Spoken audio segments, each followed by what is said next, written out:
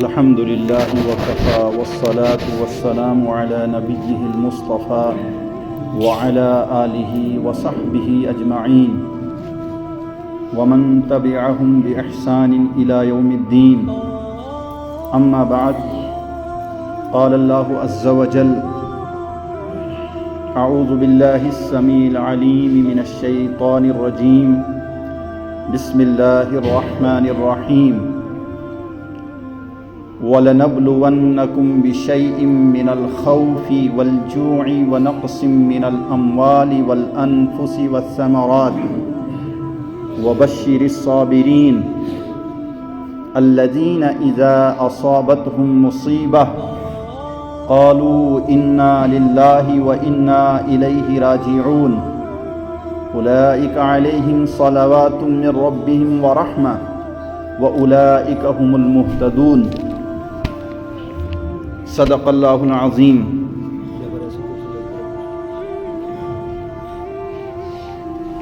محترم امام صاحب، دوستو عزیزو، السلام علیکم ورحمۃ اللہ وبرکاتہ.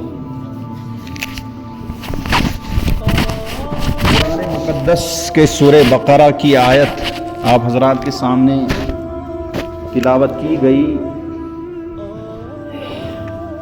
اور اللہ رب العزت اس میں اپنے ایمان والے بندوں کو یہ حکم دے رہا ہے کہ میں ضرور بھی ضرور آزمائش میں، ابتلا میں اپنے نیک بندوں کو کروں گا. وَلَنَبْلُوَنَّكُمْ بِشَيْءٍ، اس جملے میں گرامر کے اعتبار سے طاقت ہے، اس میں وزن ہے. وَلَنَبْلُوَنَّكُمْ، یہ لام کے ذریعے سے جو بات کہی جا رہی ہے، گویا کہ اس میں اتنی طاقت ہے کہ یہ ضروری ہونا ہے، یہ بات ہو کے رہے گی. یہ لام جو لایا گیا ہے کہ وَلَنَبْلُوَنَّكُمْ بِشَيْءٍ، میں ضرور بھی ضرور آزمائش میں کچھ چیزوں کے ذریعے سے آپ کو ڈالوں گا. مِنَ الْخَوْفِ وَالْجُوعِ وَنَقْصٍ مِّنَ الْأَمْوَالِ، خوف کے ذریعے سے، بھوک کے ذریعے سے، مال کی کمی کے ذریعے سے، نفس کی کمی کے ذریعے سے، پھلوں کی کمی کے ذریعے سے، یہ کچھ چیزیں گنائی گئی.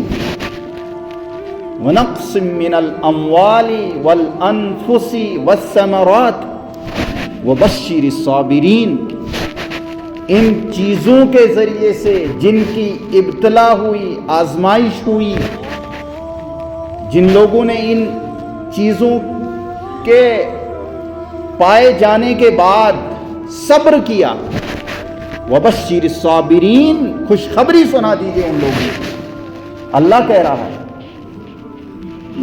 اور ان کی یہ مثال ہے کہ الَّذِينَ إِذَا أَصَابَتْهُم مُّصِيبَةٌ، جب کوئی مصیبت، کوئی آفت، کوئی تکلیف ان لوگوں کو پہنچتی ہے تو یہ کیا کہتے ہیں؟ یہ شکوے شکایت نہیں کرتے ہیں، یہ گلے شکوے نہیں کرتے ہیں. الذین اذا اصابتہم مصیبہ قالوا، یہ لوگ کہتے ہیں. کون لوگ؟ جن لوگوں کو اللہ رب العزت نے بھوک کے ذریعے سے، پیاس کے ذریعے سے، پھلوں کی کمی کے ذریعے سے، اس کی اولاد اس سے جدا ہو گئی، اس کے گھر میں ماتم ہوئی، اس کی بیوی اس سے جدا ہو گئی، اس کے بچے جدا ہو گئے، اس کا شوہر اس سے جدا ہو گیا. جن لوگوں نے ان چیزوں پر صبر کیا، صبر کا مظاہرہ کیسے کرنا ہے؟ قالوا، ان لوگوں نے کہا، انا للہ و انا الیہ راجعون، اللہ نے اس چیز کو دیا تھا، اللہ نے یہ امانت دی تھی اور اسی نے اپنے پاس اس کو لوٹا دیا. اولئک علیہم صلوات من ربہم ورحمہ، وَأُولَئِكَ هُمُ الْمُهْتَدُونَ، ایسے لوگوں پر اللہ کی رحمت اور مغفرت کے وعدے ہیں. اولئک علیہم صلوات من ربہم ورحمہ واولئک هم المہتدون. قرآن یہ کہہ رہا ہے کہ یہی لوگ کامیاب ہیں. آزمائش میں، ابتلا میں، امتحانات میں سب سے زیادہ انبیاء کو ڈالا گیا. حضرت آدم علیہ السلام سے لے کر آخری نبی محمد عربی صلی اللہ علیہ وسلم تک جتنے بھی اولو العزم انبیاء اس دنیا میں گزرے ہیں، بڑی بڑی آزمائشوں، تکلیفوں سے ان کو گزرنا پڑا.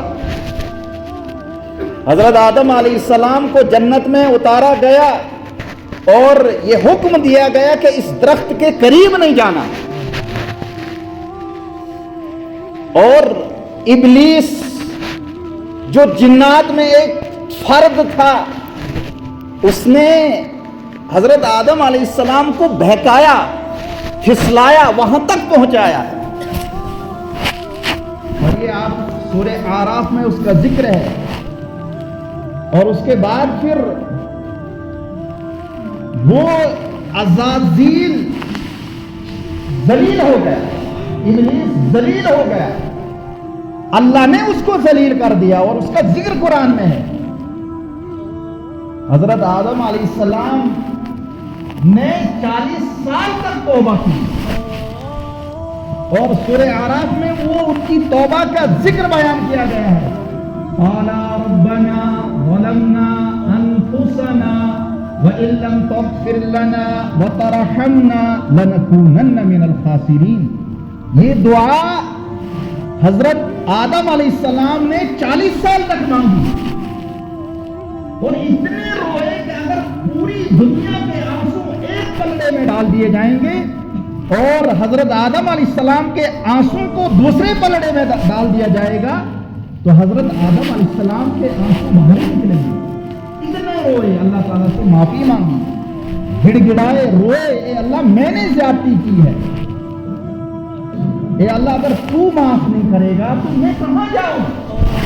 وَتَرْحَمْنَا لَنَكُونَنَّ مِنَ الْخَاسِرِينَ، میں گھاٹا اٹھانے والوں میں سے ہو جاؤں گا. حضرت آدم علیہ السلام کو زبردست آزمائش میں، ابتلا میں ڈالا گیا.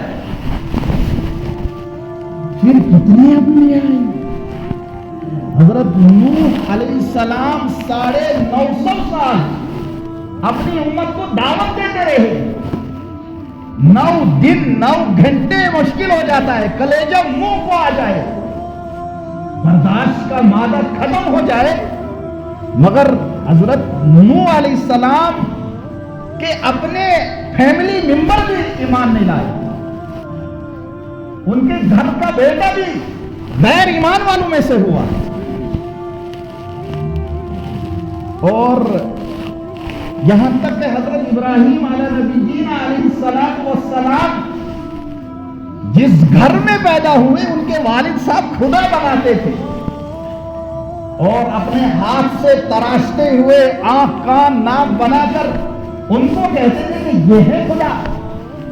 حضرت ابراہیم علیہ السلام سمجھاتے رہے کہ ابو جان آپ کیا کر رہے ہیں. بچہ جب باپ کو ابو بولتا ہے نا تو اس میں شفقت ہوتی ہے، محبت ہوتی ہے. اور حضرت ابراہیم بہت سمجھاتے تھے باپ کو کہ آپ یہ تراش رہے ہیں، بنا رہے ہیں، ان کو فروخت کر رہے ہیں، بیچ رہے ہیں، یہ خدا کیسے ہو سکتے ہیں؟ آپ کہہ رہے ہیں کہ ستارہ خدا ہے، پھر یہ ڈوبا کیوں؟ آپ کہہ رہے ہیں کہ چاند خدا ہے تو یہ غروب کیوں ہو گیا؟ آپ کہہ رہے ہیں کہ یہ ستارے ہیں جو ٹمٹما رہے ہیں یہ خدا ہے، پھر یہ غائب کیوں ہوئے؟ خدا غائب ہونے والوں میں سے ہو سکتا ہے کیا؟ خدا جو غروب ہوگا وہ کیسے خدا ہو سکتا ہے؟ سمجھاتے رہے حضرت ابراہیم اپنے والد آزر کو. کتنی آزمائش کے گھر میں غیر کی عبادت ہو رہی ہے، بلکہ وہ تجارت پیشہ ہے، ان کو مارکیٹ میں بیچا جا رہا ہے خداؤں کو. اور حضرت ابراہیم علیہ السلام بچپن سے ہی دور رہے. پھر وہ دن بھی آیا کہ حضرت ابراہیم نے کلاڑی لی اور اس معبد خانے میں پہنچے, سارے چھوٹے چھوٹے خداؤں کو پاش باش کر دیا, اور جو ماہ دیو تھا اس کے کندھے پہ کلاڑی رکھ دی کہ الزام اس ماہ دیو پہ لگ جائے جو بڑا خدا ہے. اور یہ حال دیکھا جب وہ لوگ آئے اپنے خداؤں کو راضی کرنے کے لیے, تو سارے ان خداؤں کا حال بد ہو چکا تھا. اور ظاہر سی بات ہے کہ عقلی مار حضرت ابراہیم نے ان کے دماغ پہ ڈالی.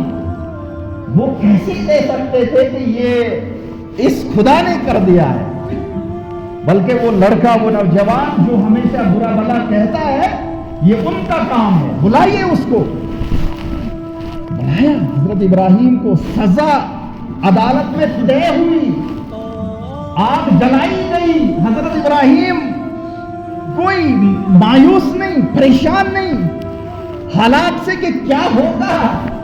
ایک طرف پوری دنیا, پوری قوم, بادشاہ, والد, سب گھر والے, آگ جلائی جا رہی ہے. حضرت ابراہیم مسکرا رہے ہیں, خوش ہیں.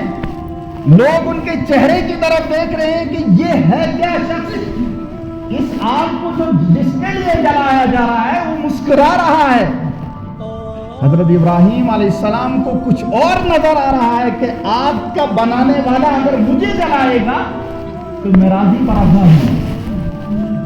بہرحال کتنی آگ وہ جلائی گئی. اس امتحان میں, اس آزمائش میں حضرت ابراہیم کامیاب ہو گئے.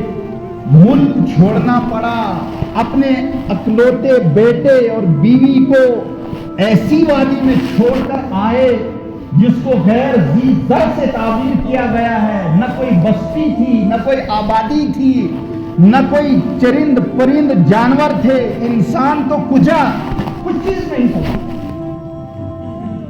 وہاں پر ایسی آبادی میں چھوڑ دینا, چند کھجور اور ستو کے ساتھ اللہ کے بھروسے پر, اور پھر وہاں سے نکل جانا. پھر حضرت ہاجرہ کا پیچھے سے دامن پکڑنا, پھر والد کا تقریباً 80 سال کی مدت میں ایک بیٹے کا مل جانا. کیا کلیجہ تھا, کیا دل تھا ان انبیاء کا. پھر آسمان کی طرف نظر اٹھا کر اللہ تعالیٰ سے دعا مانگنا, پھر رونا اور گڑ گڑانا اور دعا کرنا اس وادی کے لیے. یہ آزمائش رہی ہے. محمد عربی صلی اللہ علیہ وسلم مکہ مکرمہ کے حالات میں جہاں دشمنوں کا اور ان کافروں کا اور ان مشرکین کا مقابلہ کیا جا رہا ہے, حضور کو مکہ میں یہ واقعات سنائے جا رہے ہیں. کیوں سنائے جا رہے ہیں؟ مکہ میں دشمنوں نے زندگی عجیب کر دی. بہت زبردست آزمائش اور ابتلا میں حضور کو ڈالا گیا. مکے میں ہی ان واقعات کو سنایا جا رہا ہے. حضرت ابراہیم علیہ نبی علیہ السلام کے واقعات کو حضور کو سنایا جا رہا ہے. حضرت موسیٰ علیہ السلام کے قصے کو سنایا جا رہا ہے. لقد كان في قصصهم عبرة لأولي الألباب, لقد كان في قصصهم عبرة لأولي الأبصار. یہ جو قصے بیان کیے گئے ہیں قرآن میں, یہ عبرت کے لیے, اولو الالباب کے لیے, وہ لوگ جو لب والے ہیں, جو ذہین ہیں, جو سمجھدار ہیں, جو سمجھنے والے ہیں, ان کے لیے یہ کہانی اور قصے نہیں ہیں. یہ کہانی جو قصے بیان کیے گئے یہ عبرت حاصل کرنے کے لیے ہیں. پڑھے کون ان کو؟ فرصت کہاں ہے آج قرآن پڑھنے کی اور حضرت موسیٰ علیہ السلام کے قصے کو, حضرت ابراہیم علیہ السلام کے قصے کو, حضرت یوسف علیہ السلام کے قصے کو پڑھنے کی فرصت کہاں ہے ہم لوگوں کو؟ قرآن سے دور, قرآن سے محروم, وہ لوگ جو قرآن سے دور اور حدیث سے دور، حضور کی زندگی سے دور، بدبخت ہیں وہ لوگ، زمین پر چلنے کے مستحق نہیں ہیں، جن کے دلوں میں قرآن کی اہمیت، عظمت نہیں ہوگی، جن کے دل میں قرآن کی ایک آیت بھی نہیں ہے۔ ان کو سوچنا چاہیے کہ ہم کتنے بدنصیب ہیں۔ حضرت یوسف علیہ السلام کے قصے کو حضور کو سنایا جا رہا ہے۔ حضرت یوسف علیہ السلام کو بھائیوں نے گہرے کنویں میں ڈالا، کنویں سے ڈال کر وہاں سے نکالنا، مصر میں ان کو فروخت کرنا، اور پھر عزیز مصر کے گھر میں پہنچ جانا، پھر وہاں بدکار عورت کا ان پہ الزام دھرنا، پھر اسی کے ذریعے سے جیل پہنچ جانا، پھر جیل میں پہنچنے کے بعد پھر بادشاہ بن جانا، تقریباً 6 یا 8 سال تک جیل میں رہ جانا۔ یہ ہے آزمائش، یہ ہے ابتلا۔ یہ واقعات حضور کو سنائے جا رہے ہیں کہ یہ ہو سکتا ہے۔ ورقہ ابن نوفل نے جب حضور کو کہا تھا کہ لوگ آپ کو آپ کے گھر سے نکالیں گے، تعجب میں حضور نے فرمایا تھا کہ او مخرجیہم، کیا ایسا ہوگا؟ کیا میرے لوگ مجھے گھر سے جلا وطن کر دیں گے؟ ورقہ ابن نوفل نے کہا تھا ہاں ایسا ہوگا۔ یہ جو قصے سنائے جا رہے ہیں کہ اے محمد عربی صلی اللہ علیہ وسلم صبر کیجئے اور استقامت کے ساتھ رہیے، آپ یہ سب واقعات، حالات آپ کے ساتھ بھی ہونے والے ہیں۔ جو واقعہ یوسف علیہ السلام کے ساتھ ہوا، جو موسیٰ علیہ السلام کے ساتھ ہوا، جو حضرت نوح علیہ السلام کے ساتھ ہوا، حضرت صالح علیہ السلام کے ساتھ جو لوگوں نے کیا، یہاں تک کہ کچھ بدبختوں نے، بدنصیبوں نے انبیاء کو قتل تک کر دیا، یہ واقعات ہوئے۔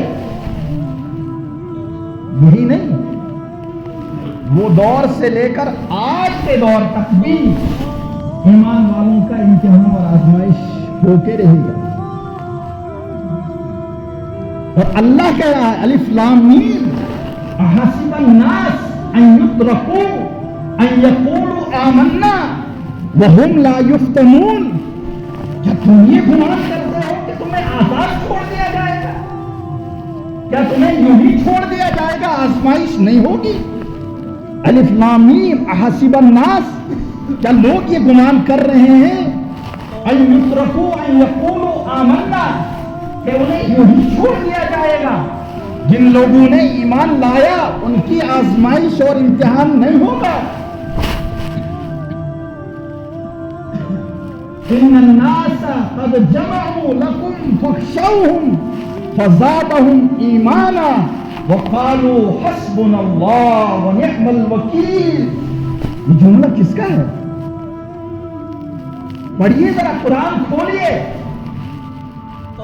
چند صحابہ جو حضور کے ساتھ تھے، لوگوں نے کہا کہ دشمن اکثریت میں اور آپ چند مٹھی بھر لوگ ہیں، آپ کیسے اتنے غلبہ حاصل کر سکتے ہو؟ ان الناس قد جمعوا لكم، سارے لوگ یکجا ہو گئے ہیں، اتحاد ہو گیا ہے یہودیوں کے درمیان، مشرکین کے درمیان۔ جب یہ بات صحابہ نے سنی فزادهم ایمانا، ان کے ایمان میں کمی نہیں ہوئی، ان کے ایمان میں اور اضافہ ہوا، اور ان لوگوں نے کہا وقالوا حسبنا اللہ ونعم الوکیل۔ یہ آیت گاڑی میں لکھنے کے لیے نہیں ہے، مکان کے دروازے کے اوپر لکھنے کے لیے کافی نہیں ہے۔ اس آیت کو دلوں میں پیوست کرنا ہے کہ حسبنا اللہ، جب یہ اللہ ہی میرے لیے کافی ہے تو پھر ہمارے دلوں میں کوئی اور چودھری، کوئی اور پردھان، کوئی پنچ صاحب، کوئی MLA صاحب داخل نہیں ہو سکتا ہے۔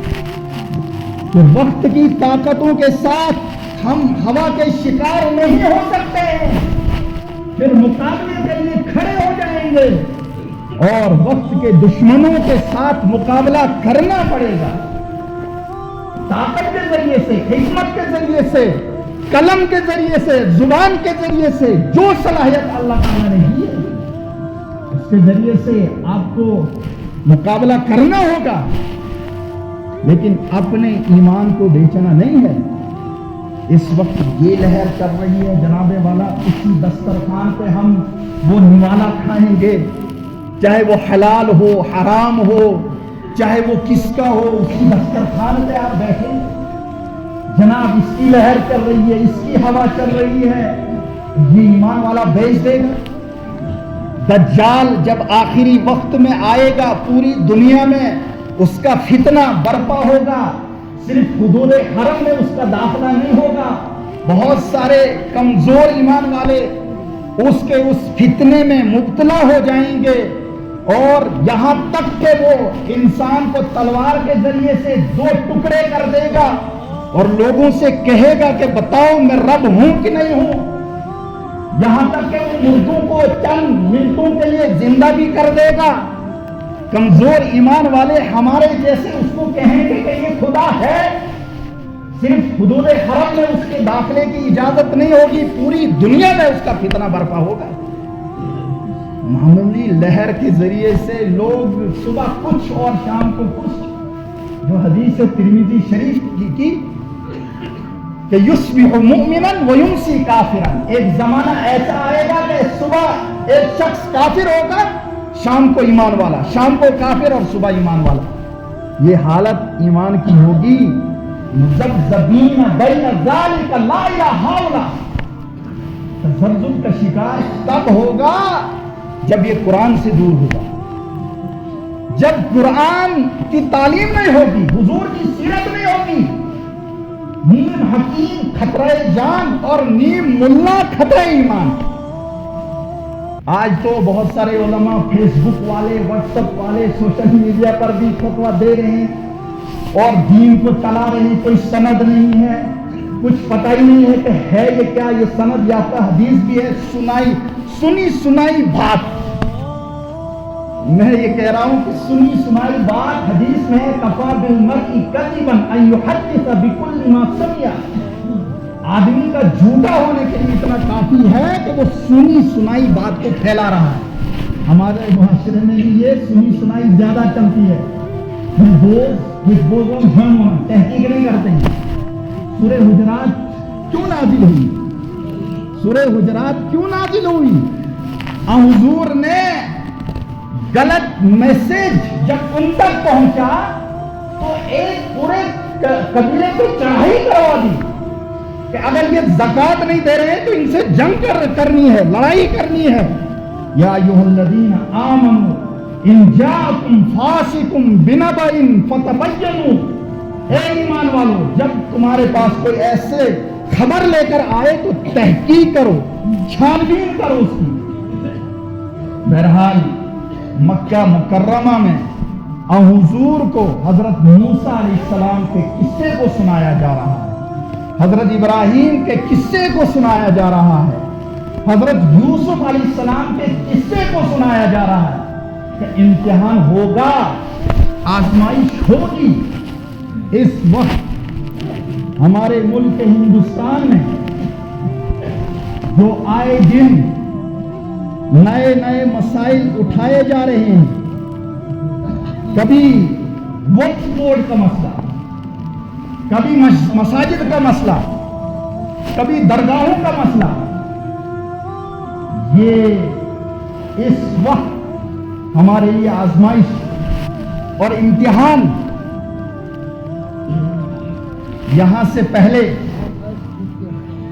آپ فلسطین کو دیکھیے، کتنے عرصے سے ان کو آزمائش میں ڈالا جا رہا ہے، یہاں تک کہ وہاں کا قائد شیخ حنیہ شہید ہوئے مگر باطل کے ساتھ وہ جھکے نہیں. ایک طرف سلمان بن عبدالعزیز جو جزیرۃ العرب کے بادشاہ ہیں، جو جھک رہے ہیں، جو تلوے چاٹ رہے ہیں یہودیوں کے، جو مشرکین کے دسترخوان پہ حرام لقمہ کھا رہے ہیں. دوسری طرف فلسطین میں شیخ حنیہ شہید ہو گئے، مگر مسجد اقصی کی بازیابی کے خاطر وہ آخری دم تک لڑتے رہے. ان کے بعد ان کے دوسرے جانشین سنوار جو ایک بڑے مجاہد تھے، انہوں نے بھی جام شہادت نوش فرمائی مگر باطل کے سامنے جھکے نہیں. محمد مرسی کو جیل میں ڈالا گیا اور دشمن الفتح ایک حافظ تھا لیکن وہ یہودی تھا. الفتح سیسی جو فوجیوں کا کمانڈر تھا، اس نے بغاوت کی محمد مرسی کے خلاف اور اس کو معزول کر دیا گیا. اس وقت بھی آپ جزیرۃ العرب کے جیلوں میں ہزاروں لوگ علماء کو پائیں گے جو حق کہہ رہے ہیں، جو قرآن کہہ رہے ہیں. ان لوگوں کو سلمان بن عبد العزیز جو ہے جیلوں میں ٹھوس رہا. کتنے ایسے علماء ہیں. آپ دیکھ رہے ہیں کہ یہ دور ہر زمانے میں رہا. ہر دور میں ایمان والوں کی آزمائش ہوئی. عمر مختار کا واقعہ پڑھیے آپ. لیبیا کے ایک مجاہد، مرد مجاہد تھا. 20 سال تک وہ لیبیا کے جنگلات میں اٹلی طاقت کے ساتھ لڑتا رہا، یہاں تک کہ اٹلی نے خود یہ کہہ دیا کہ یہ عام شخص نہیں ہے بلکہ یہ صحراؤں کا شیر ہے. اور وہ اپنے ایمان کے ذریعے سے کہہ رہا تھا کہ مجھے توپوں سے اور ان جو اسلحہ ہے ان اٹلی والوں کے پاس، ان کے مقابلے میں میری جو تلوار ہے، ایک تو وہ جو لوہے کی تلوار ہے، لیکن میرے دل میں جو قرآن کی عظمت اور حضور کا طریقہ ہے، اس نے پڑھی تھی تاریخ کی یہ ہونے والا ہے. کبھی وہ اس نے سلنڈر نہیں کیا. آج بھی یہاں ایک قانون بنایا گیا تھا 1991 ایکٹ. بابری مسجد کے علاوہ جتنی بھی عبادت گاہیں ہیں ان کے ساتھ کوئی چھیڑ چھاڑ نہیں ہوگی. سنبھل کا واقعہ آپ نے سنا ہوگا. بہرحال حالات حاضرہ پہ ہم بولتے نہیں. حالات حاضرہ پہ نظر ہونی چاہیے. ہم لوگوں کو پکڑ ہونی چاہیے ہمارے نوجوانوں کو کہ حالات حاضرہ میں کیا ہو رہا ہے. سنبل کی جو جامع مسجد جس کو تغلق بادشاہ نے تعمیر کیا تھا 771 ہجری میں، اور آج 1446 ہجری میں یہ دعویٰ کیا جا رہا ہے کہ یہاں کچھ مندر تھا. نچلی عدالت میں عرضی ڈالی جا رہی ہے اور وہ نچلی عدالتیں بھی ایسی ہیں کہ سیدھا آرڈر کر دیتے ہیں کہ چھانبین کی جائے. یہ ایکٹ بنا گیا تھا 1991 جس میں تمام جو عبادت گاہیں ہیں ان کے ساتھ کسی قسم کی چھیڑ چھاڑ نہیں ہونی چاہیے. مسجدوں کو توڑا جا رہا ہے. اجمیر شریف خواجہ معین الدین چشتی رحمت اللہ علیہ کی درگاہ پہ انگلی اٹھائی جا رہی ہے کہ یہاں مورتیاں تھیں. وہ خواجہ اجمیری کے امریکہ سے ایک مسافر آیا سفر کرنے کے لیے. جب وہ اجمیر پہنچا تو اس نے بعد میں ایک بک لکھی. اس میں لکھا کہ میں ہندوستان گیا مگر مٹی کے نیچے ایک شخص کو میں نے دیکھا کہ جو زندوں کا بادشاہ ہے، جو زندوں کی رہبری اور رہنمائی کر رہا جب کہ ہے وہ قبر میں. یہاں بہت سارے ایسے غیر مسلم بھی وہاں جاتے ہیں. ان کا عزم ہے، ان کی عزت ہے ان کے دلوں میں. متھرا، بنارس، بہت ساری ایسی عیدگاہیں جو نچلی عدالتوں میں عرضی ڈال کر مسلمانوں کے دلوں کے ساتھ کھلواڑ کیا جا رہا. اور وہاں کھدائی کی جا رہی کہ واقعی یہاں مورتیاں تھی کہ نہیں. جو کھدوائی کر رہے ہیں، جو اقتدار میں ہیں، جن کے بادشاہ ہیں، جن کے صدر جمہوریہ ہیں، جن کے وزیر داخلہ اور وزیر خارجہ ہیں، وہی کہہ رہے ہیں کہ ہم خطرے میں ہیں. وہی کہہ رہے ہیں کہ ہم خطرے میں ہیں. ستایا ہم کو جا رہا ہے. ان چند لوگوں کو جو ہمارے ملک میں گنگا جمنی تہذیب کو کھود رہے ہیں، تکلیف دے رہے ہیں، یا ہمارے ہندو مسلم بھائی چارہ صدیوں سے رہا ہے. ہمارے اس ملک میں تقریباً 35 کروڑ خداؤں کے لوگ ماننے والے ہیں. یہاں اس ملک میں ایسے بھی کچھ لوگ ہیں جو کالے گدھے کو اپنا خدا مانتے ہیں. کتنوں کو آپ ملک سے باہر نکالیں گے؟ یہ باتیں چھپ کے نہیں بتا رہی جا رہی، بلکہ میڈیا کے ذریعے سے. ایک طرف ملیر کوٹلا پنجاب میں سکھ اپنی زمین مسجد کے لیے دے رہا ہے، ایک طرف یہ مثال، اور دوسری طرف جو ہے سنبل میں وہاں کھدائی کی جا رہی ہے. اس وقت آزمائش میں ہے مسلمان، ابتلا میں ہیں، تکلیفیں ہو رہی ہیں. جو منصب پہ ہیں نہ ان کا اقتدار رہے گا، نہ ان کی حکومت رہے گی. تبدیلی آئے گی. 1000 سال تک یہاں اس ملک میں مسلمانوں نے حکومت کی، ان کی حکومت بھی نہیں رہی. جو آج منصب پہ ہیں، اقتدار میں ہیں، کل وہ بھیک مانگنے پہ مجبور ہو جائیں گے. تاریخ نے یہ دیکھا ہے. ہم لوگوں کو یکجٹ ہو کر اپنی مساجد کا تحفظ کرنا چاہیے. نوجوانوں کو اس راستے پہ ڈالیے کہ ہمارے مدارس، ہماری مساجد، ہماری خانقاہیں کیسے محفوظ رہیں گی. یہاں بھی ایک مرتبہ اس مرکزی جامعہ مسجد کے لیے یہاں گورنمنٹ کی طرف سے ایک وفد آیا تھا کہ ہم اس کو وقف میں لیں گے. وقف میں نے مفتی عنایت اللہ صاحب سے رابطہ کیا انجمن اسلامیہ کے ذریعے سے، کیا ہم اس کو دے سکتے ہیں. مفتی عنایت اللہ صاحب جو جموں میں امام صاحب ہیں، انہوں نے کہا قطعاً نہیں دینا اوقاف کو.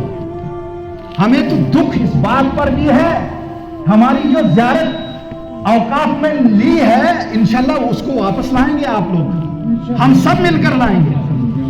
یہاں اس عیدگاہ کو لینے کی کوشش کی گئی. 2 مرتبہ انجمن اسلامیہ کا وفد ڈی سی کے پاس پہنچا. شر پسندوں نے بھی یہاں شر ڈالنے کی کوشش کی. یہاں تک کہ اخبارات میں دیا گیا کہ یہاں جی مسلمان ہندوؤں کو ستاتے ہیں، جھوٹ پھیلاتے ہیں. لیکن ہم 2 مرتبہ ڈی سی صاحب کے پاس پہنچے، وہاں ہم نے ریزولوشن ڈالی. اتنا ہی نہیں بلکہ پارک کالگنی میں جو رقبہ ہے ہم نے نقلیں نکالی، اس کے کاغذات نکالے. ہم نے کہا کہ ہمارا رقبہ بھی واپس دو پھر. اور اس کے بعد پھر انجمن اسلامیہ کی محنت اور کاوشوں کے ذریعے سے الحمدللہ یہ مرکزی عیدگاہ اس وقت آپ دیکھ سکتے ہیں عیدگاہ کے نام پہ اندراج ہے. اور اسی طرح سے انشاءاللہ جن لوگوں نے جو بھی جہاں مسجد دیتا ہے وہ اپنی ملکیت دیتا ہے اور اس کو وقف کرتا ہے اللہ کے لیے. اللہ رب العزت سے دعا کریں، اللہ رب العزت حالات کو بدلے. انشاءاللہ غلبہ مسلمانوں کا ہوگا. شرط یہ ہے کہ وَأَنْتُمُ الْأَعْلَوْنَ إِن كُنتُم مُؤْمِنِينَ، تم ہی سربلند رہو اگر تم ایمان والے ہو. وَلَا تَنَازَعُوا فَتَفْشَلُوا، جھگڑنا مت، اختلاف مت کرنا ورنہ ہوا اکھڑ جائے گی. سب سے بڑی بیماری مرض یہی ہے کہ ہمارے صفوں میں اتحاد نہیں ہے، اسی وجہ سے دشمن فائدہ اٹھا رہا ہے. اختلاف ہو سکتے ہیں، محبت سے، ہمدردی سے، الفت کے ذریعے سے ان کو ختم کرنا ہے. لیکن ہم جو ہے غیروں میں وہ پیغام نہ پہنچائیں کہ ہمارے صفوں میں اختلاف ہے. اللہ رب العزت عمل کی توفیق عطا فرمائے. آمین. وعلیہ البلاغ المبین.